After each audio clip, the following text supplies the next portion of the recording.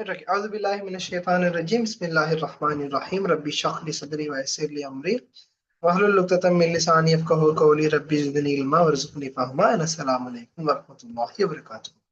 And good morning, good evening, and good night. Okay. So today in this class we are going to discuss grade 9 unit number 1 regarding the microorganisms, applications of microorganisms. In your grade 8 you have studied importance of microorganisms and the definition of the microorganisms. So with that definition I'm going to continue the lesson of the grade 9. Okay. First on the definition, you already have discussed this part in your grade 8, unicellular made up of one cell or multicellular made up of more than one cell. So unicellular or multicellular organisms which cannot be observed by the naked with the naked eye. With the naked eye, with the Verankarna, we can't observe those microorganisms. We can observe those microorganisms only through the light microscope or even with the electron microscope. With the microscope only we can observe these microorganisms. That is the definition. Unicellular or multicellular organisms which cannot be observed, by the naked eye. Okay, now you know the definition for the microorganisms. Microorganisms can be categorized or can be grouped into 4 groups: bacteria, fungi, algae, protozoa. Fifth one is a virus, but I haven't mentioned this virus in this into this 4 list, right? There's a reason for that one, because virus is showing the living characters, and also it will show some non-living characters. Okay. We will be discuss that virus later, so that's why I haven't mentioned the virus in this main list, right? So I have excluded the virus. The discussion will be discussed later. Okay. So there are 4 main groups of microorganisms. What are they? Bacteria, fungi, algae, and protozoa. So now one by one we are going to discuss regarding this microorganism. First one regarding the bacteria. Just look at the picture here. They are unicellular organisms. You know the meaning of unicellular, right? So they are made up of one single cell. Just look at the picture here. A real picture of the bacteria, the microscopic picture. Can you see that? They are single cell. They are made up of one cell, a single cell, unicellular organisms. Microscopic means it is very, very small. Microscopic, we can observe only through the microscopic. Microscopic means very, very small. And second thing we want to discuss regarding, this is a picture of the bacteria. Right? This is a real picture in the left side. And this is your animated picture in your right hand side. Now we are going to discuss regarding the body shape, the shapes of the bacteria.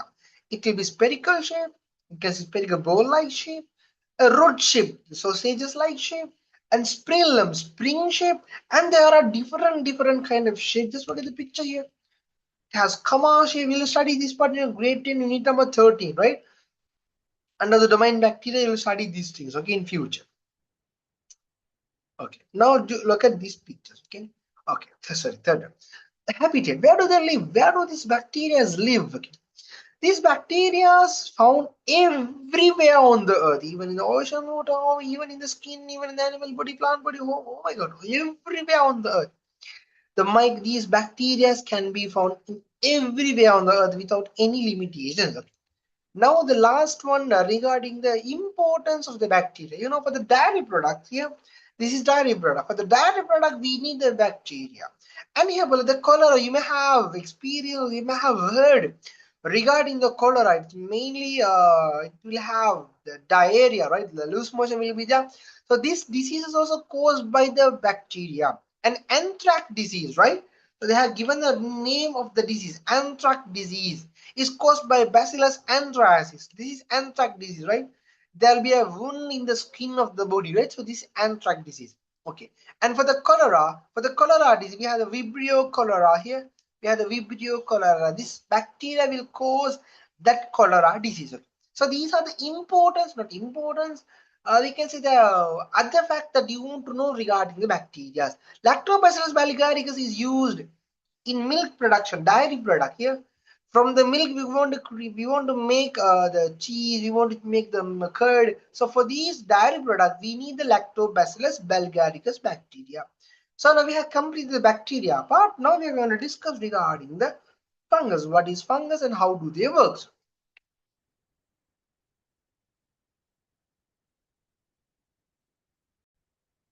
Okay, for the fungus plural, just look at the here.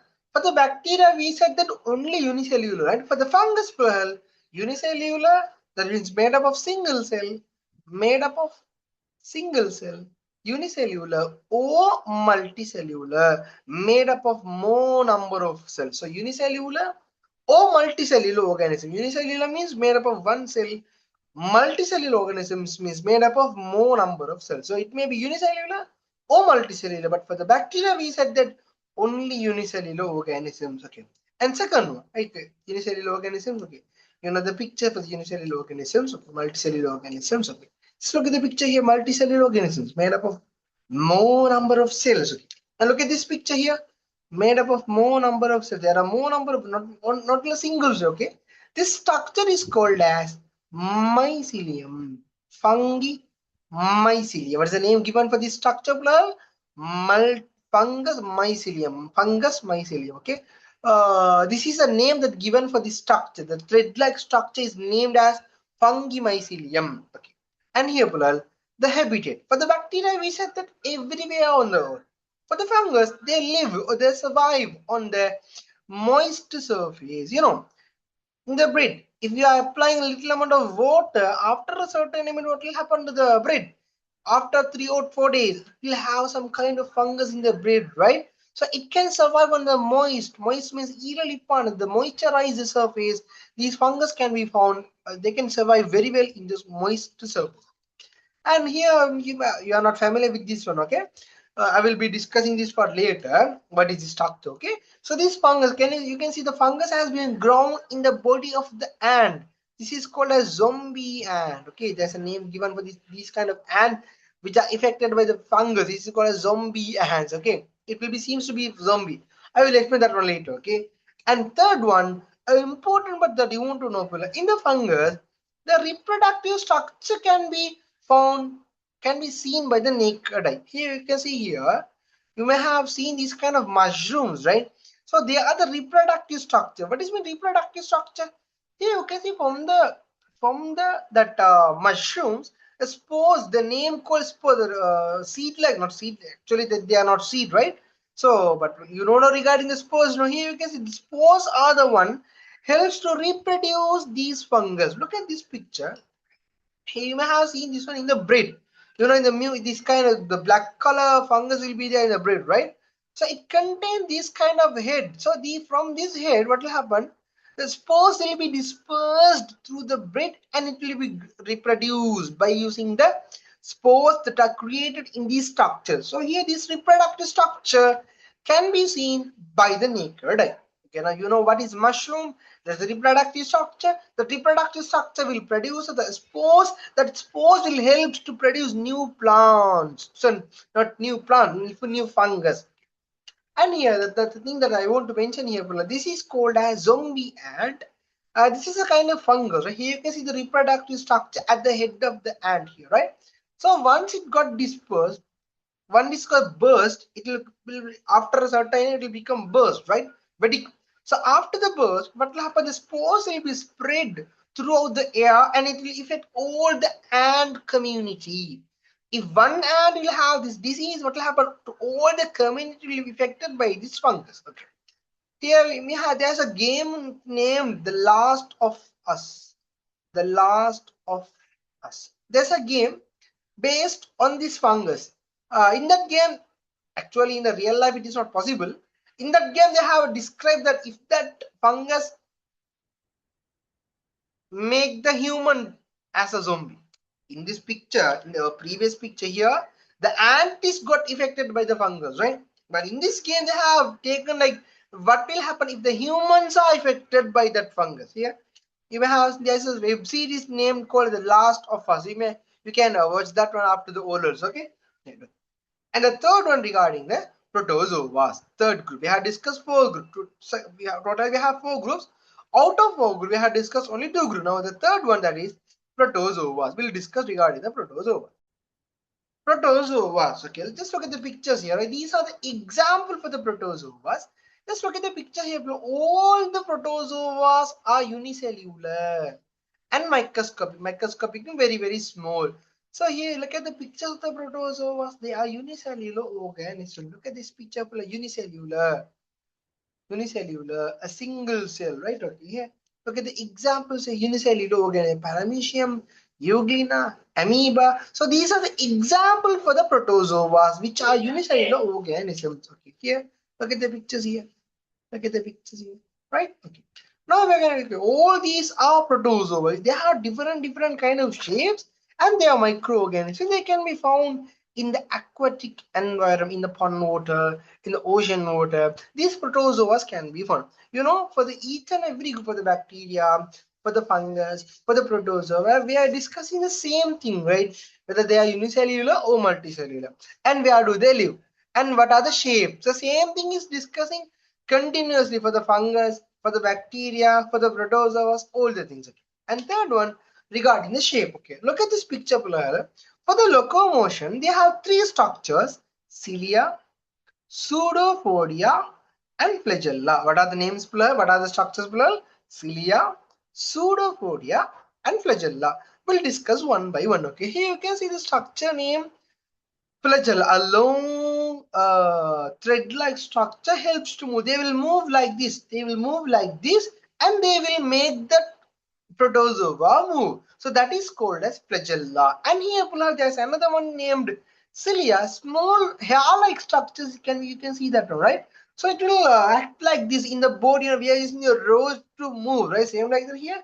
This protozoa is using the cilia to move like this. And third one, that is pseudopodia. Just look at the picture here. This is the structure of the pseudopodia that can be found in the amoeba, right? This is pseudopodia. Let's just look at this is pseudopodia. Then you may have it. How does it move?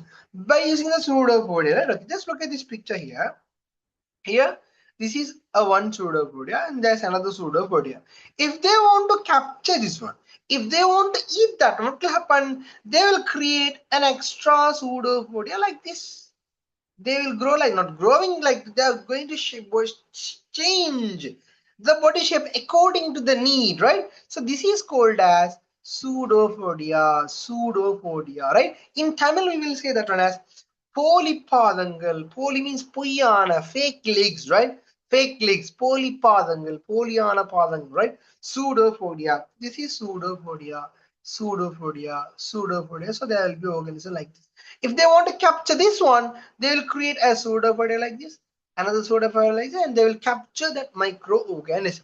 So this is the way how the pseudopodia is going to be work. Okay.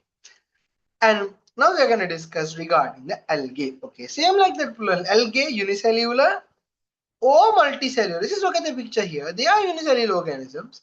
They cannot be observed by the naked eye.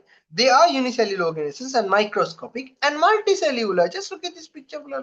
Algae, cuddle pass, algae. So they can be observed by the naked eye, which comes under algae. So not all the algae are microorganisms. Only a part is microorganism, that is unicellular organism.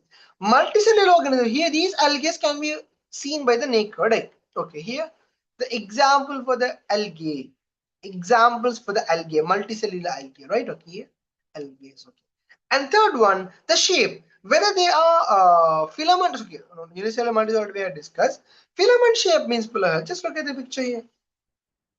Strip-like structure, right? Filament or thallus. Okay, thallus means, it seems to be like the plant, right? It seems to be like the plant. Am I right on here? In the previous picture, all these algae are seems to be plant, but actually they are not plant, they are algae. So these plant-like structure, they have the leaf-like structure, stem-like structure. So this plant-like shape is named as thallus. So now you know why. What is the reason that given the name given thallus for this structure, right? So it have two different shape: filament shape, tundu strip-like structures, or thallus body shape. Okay. Now, Bilal, the important part that you want to know regarding the algae is this. Okay. There is algae named phytoplanktons in the aquatic environment. Just look at the picture here. The phytoplanktons. They are the one who are going to be act as producer in the aquatic environment. The terrestrial environment, in the land, the grass will be the producer. You know, in the food chain, you will put the grass at the first place as a producer, and then after grasshopper, then after the frog, then after the snake, then after the hawk, like the food chain will be started. So at the starting point, we will have the plant. We will mention the plant as the producer. But in the aquatic environment, we will mention the phytoplankton as the producer. Why? The phytoplankton will be consumed by the zooplankton, and zooplankton will be consumed by starfish, and then after big fish, and then after very very big, large shark-like organisms. Okay. So here, Pulaja, you may have get the idea how these phytoplanktons are acting as a producer. Same like the plant in the terrestrial environment in the earth, we will have the plant. But in the aquatic environment, they don't have the plant inside the water, right? It is very, very rare. So we will have the phytoplankton who is doing the function of the same plant that is doing in the terrestrial environment. Look at this picture here, people. Here they have mentioned the phytoplankton, that is algae, and that phytoplanktons are consumed by the zooplankton, small organisms that can be found in the water, and here it can be consumed by the fish, and fish will be consumed by the kingfisher. So this is the way that how the food chain is started in the aquatic environment. At the place of producer, we will have the phytoplankton. Now here, let's just look at the picture here. These these protozoa, these algae, they will have the green color. You may have got the idea, right? In the previous picture, we have shown some green color cells. That means it has chlorophyll. That means it's doing photosynthesis. That's why we mentioned that one as a producer. In the terrestrial environment, the plant will do the photosynthesis. But in the aquatic environment, we will have these these algae to do the photosynthesis. That's why they are green in color. Now, the second part that we are going to discuss regarding the environments, where do these microorganisms survive? Okay, in the atmosphere, in the water, in the soil, in and on living bodies, and the glaciers and deserts, hot spring, deep sea. So all these areas, all these locations, the microorganisms can be found. And you want to note one thing: these areas are called as hostile environments or extreme environments. Just look at the picture here. The temperature is very very low. In the desert, temperature will be very very high, and hot spring, the hot water, the temperature will be very very high.